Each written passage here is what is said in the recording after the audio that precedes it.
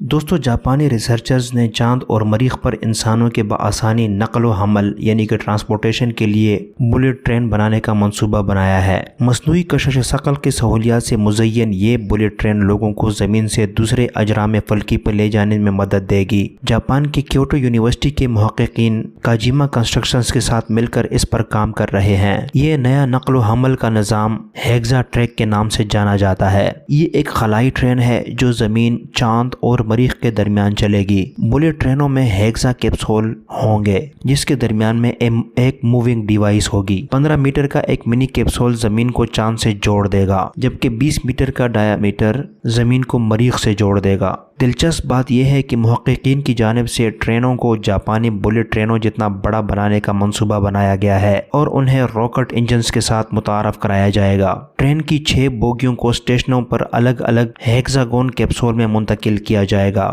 Reports کے مطابق چاند پر موجود اسٹیشن کو لونر اسٹیشن کے نام سے جانا جائے گا اور اس میں گیٹ وے سیٹلائٹ استعمال کیا جائے گا، جبکہ مریخ پر موجود اسٹیشن کو مارس اسٹیشن کہا جائے گا اور یہ مریخ کے سیٹلائٹ فوبوس پر واقع ہوگا۔ ہیومن اسپیسولوجی سینٹر کے مطابق ارتھ اسٹیشن کو ٹیرا اسٹیشن کے نام سے جانا جائے گا اور بین الاقوامی خلائی اسٹیشن ISS کے لیے کامیاب خلائی اسٹیشن ہوگا۔ اس میں ابھی بہت کچھ باقی ہے جس کو سمجھنے کی ضرورت مزید بھی پڑے گی۔